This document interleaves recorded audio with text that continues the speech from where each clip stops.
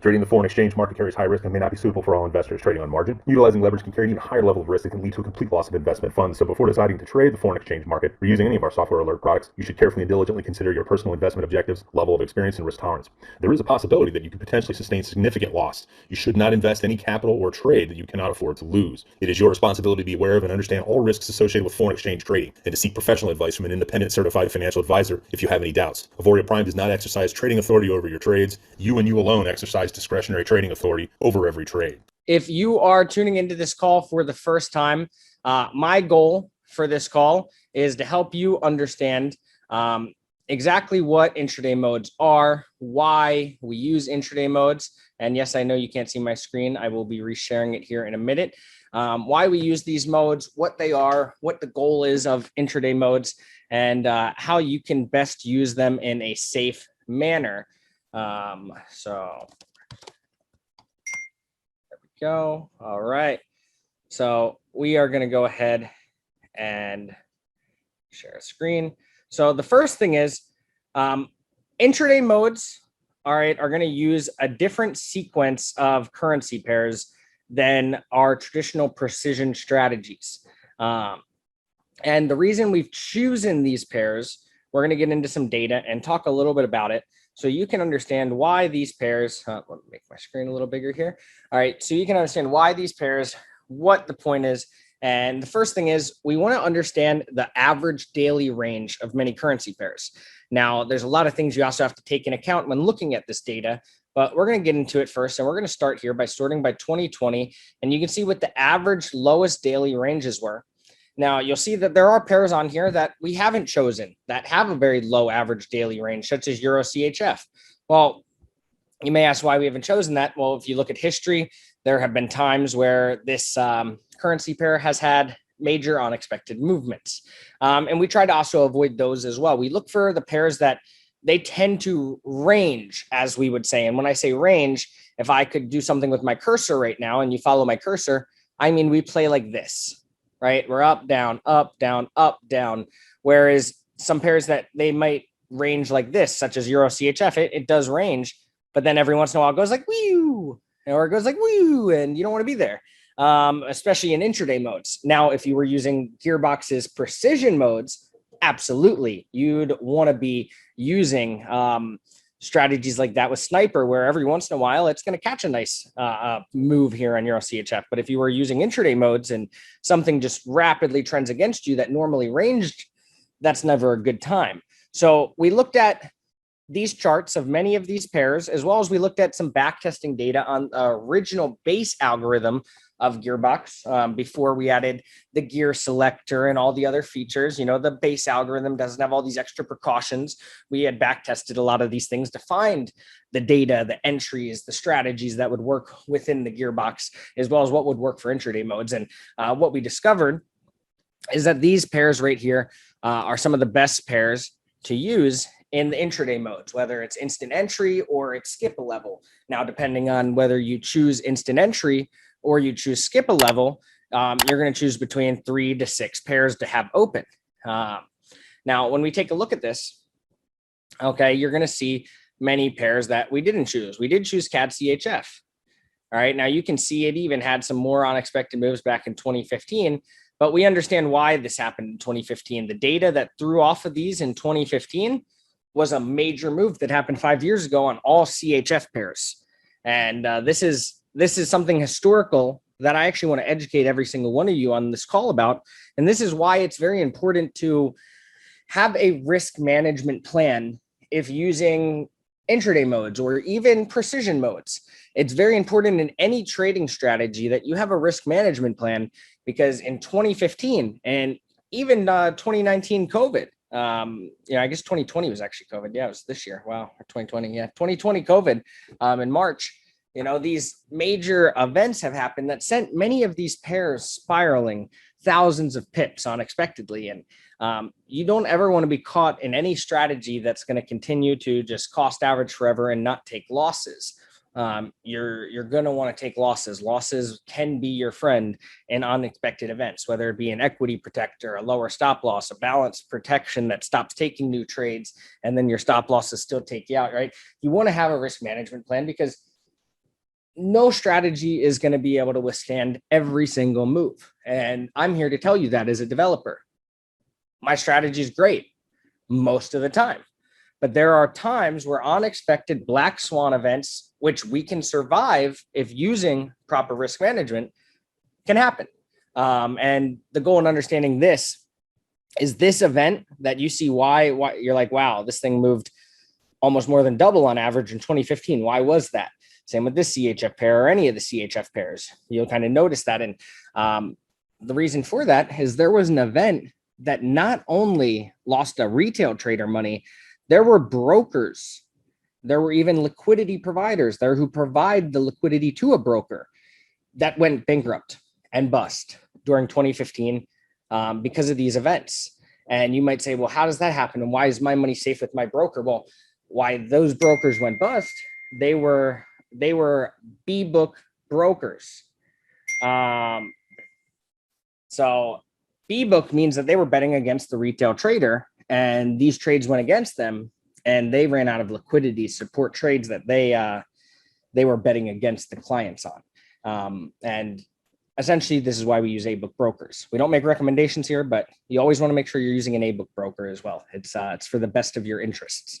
Now, to get more into these currency pairs, you'll see we also chose NZD CHF, and this has performed phenomenal as well in back tests and forward tests with the base algorithm has CAD CHF.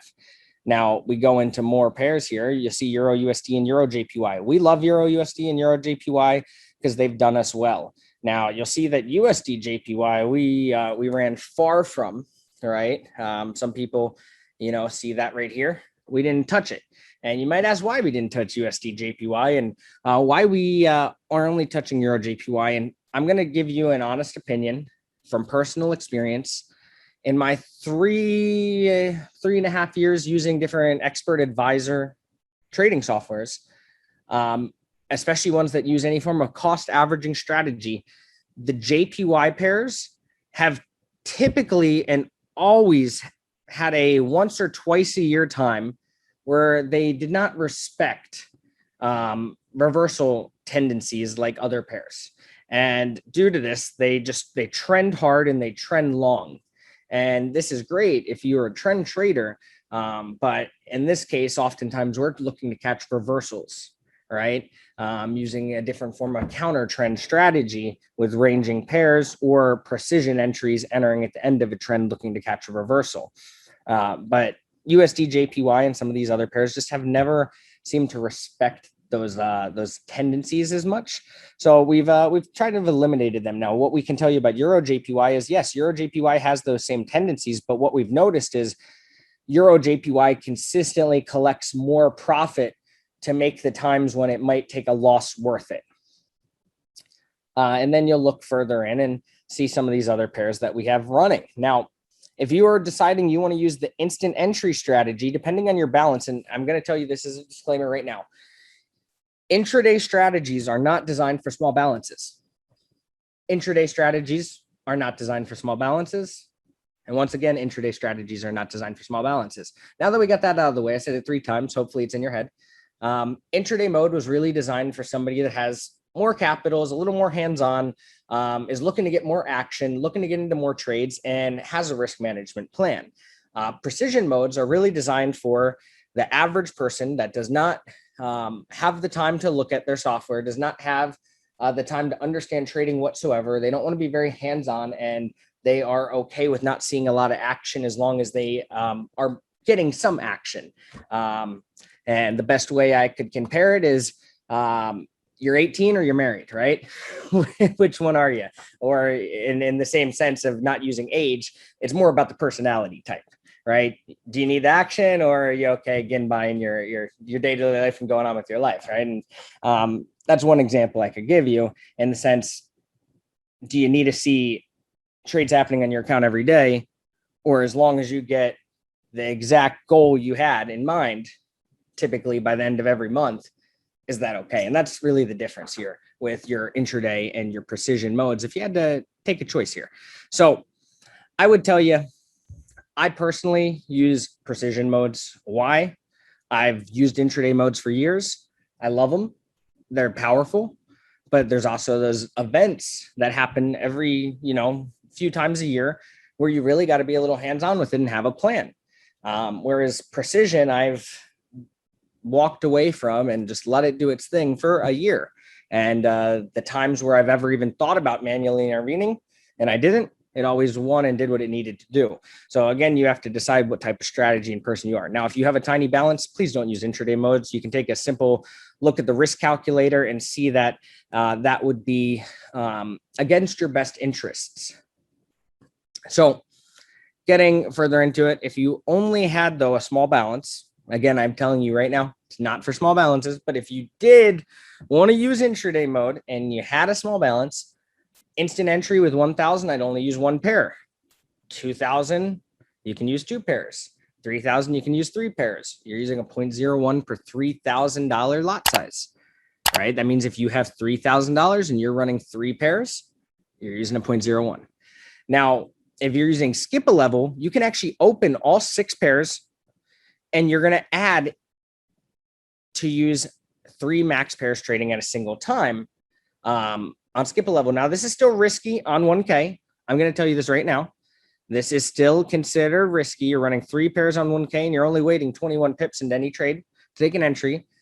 It is designed for a bigger balance. But if you had 3K, you'd run this exact same settings. So you can see that your risk is 3 times higher with 1,000 as it is with 3,000 with the same settings, right? But you could do it. Just understand it really is designed for some larger balances, and intraday mode is actually much safer on larger balances. Now, if you were going to attempt to use skip a level below 1K, I would do trading 1 to 2 max pairs at a single time. And if you had a $500 balance, which really ideally is not recommended, I just would never do this. But if you really wanted to, then you could do one pair trading on a $500 balance in intraday mode. And the reason I say I would never do this is personally, if I had a small balance and I wanted to see something work and not lose me my money or get in high drawdown, I'd be using precision strategies. So again, if I had a small balance and I was looking to make money and not lose it and not have to be very hands-on or get in high drawdown, I'd use precision strategies. And intraday modes are designed to be used as a second license. If you are a first license, meaning you only have one GearBox account, I would not be using intraday modes. I would set your precision strategy up first. And then if you have the capital and you have the risk tolerance to play around and use intraday mode, then I would get a second license and I would fund a second account and I would use intraday mode. But I would never really suggest, unless you are a highly experienced trader with years of experience using either softwares or trading, to come in and make intraday mode your first license. That's just going to be my piece of advice for you all. Now, the results you might see some people get in intraday mode are phenomenal. But again, remember, these are users that are hands-on with their accounts. They play with the strategies. They change settings every once in a while and make different manual interventions. But it is very powerful. So you might ask, well, how do I set it up? So first thing, you'd come over to your VPS. And obviously, you could choose your currency pairs that you choose. In this case, right now, we have 3 open, and we're actually just running currently the instant entry strategy. I believe actually, no, we're not. We're running skip a level. I can see. But you can see that this thing is running and doing exactly what it should be doing. And it's in a little drawdown. This is a demo account we've been running and letting it do its thing. And we are currently caught in AUD NZD, which is expected. I saw EN as well, which does typically correlate. Had a larger move this week as well. And if you're wondering what EN means, 0 NZD.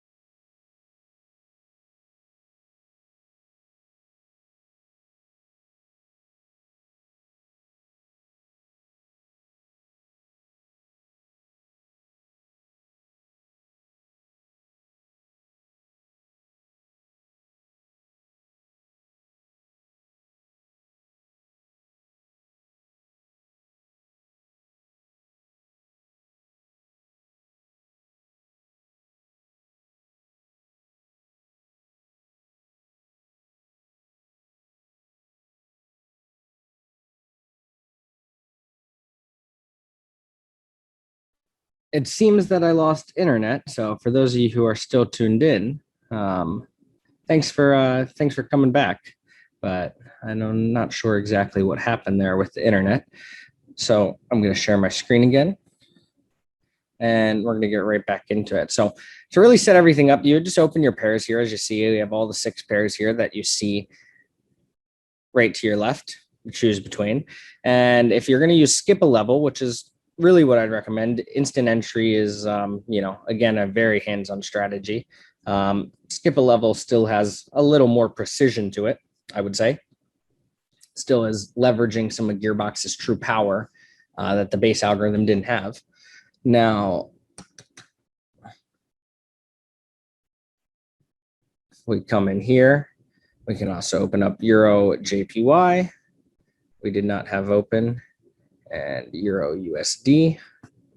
And which one are we missing here? And ECHF, USD CAD, CAD CHF. And we'll open these all up. And then you're going to come in here to your GearBox manager as always. And you're going to go ahead, go to your smiley face. Make sure your settings are how you want them. In this case, 0.01 per 3K, 84,000 divided by 3. You got 16. So 0.16 right here. Again, your gears above don't matter in the manager because these don't apply if you use any of the, here's how I'll explain it. If you're using any of the pre-built strategies, your gears above settings do not count or make a difference. As well, where is it? Your max gears do not apply. In order for you to change your max gears and gears above to be whatever you want on any chart, you'd have to use the use custom button. Otherwise, this is going to apply the gears entry that are pre-selected for the currency pairs per the strategy you chose. But you're going to want to set your lot size. So make sure you set your lot size, hit OK. And then we're going to go over here and just hit skip a level. And just like that, GearBox is now running on all charts. You're going to make sure you put them on the daily chart. Make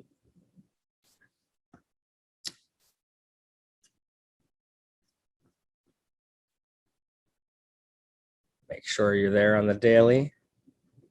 And right in real time, I believe we witnessed NZD-CHF go ahead and take a buy and a sell, which pretty cool. We just got in trades on the spot. What does that mean? That means in real time, this thing just literally made a 21 pip move and 21 pip move. So that's it's playing both directions now. This is rare. You might see it every once in a while. It's kind of a cycle that can happen with GearBox, depending on what time frame you may be running. It happens less on the daily. It happens a lot more on the lower time frames where you might take a hedge and play both directions in the market. In which case, we are doing that both ways right now on this trade, which is kind of cool to see. We got our TP here, and we're just going to play just like that. So again, this is why intraday mode does get a little more trades. I just threw it on NZD-CHF on skip a level, and we took trades going both directions. So not even instant entry. Instant entry would add 2 here. So you can see why that's a little more risky, whereas your precision strategy, you might sit here for a week and not see a trade on a currency pair. So again, it's all personal preference, how you decide you want to use it, how you decide you want to trade and enjoy the markets.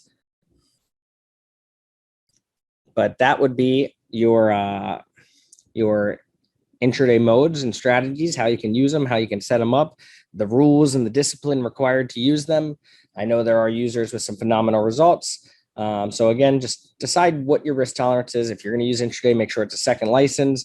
Make sure you're plugged in with some other amazing users who are using it so that you're not sitting there if you get into some high drawdown and go, oh, what do I do here, right? You want to make sure you have a good group of people around you. If you're not that experienced of a trader, make sure you're also listening to some other experienced community members and kind of seeing how they're handling their strategies, their accounts when it comes to intraday modes.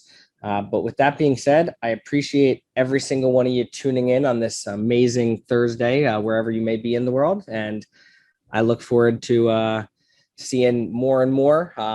And I see here in the comments that Maximilian here says He's happy to jump on next week's call with me and share some of the results he's been getting. He said he's up 8% this week, and that intraday is crushing it for him. And again, I know he's an advanced user and somebody that's seeing a lot of success in our community with intraday modes. So, if you are using intraday modes, maybe connect with them, right? Everyone has a different risk tolerance as well. So make sure you adjust your risk to your tolerance, right? Because I can tell you that I used to have a higher risk tolerance than I do now. I can tell you that there are people with higher risk tolerances than me. There are people that listen to me that even precision modes are a little too risky for them and they dial it back a little bit. So it's all about how you do it. And yes, it is still on the day chart.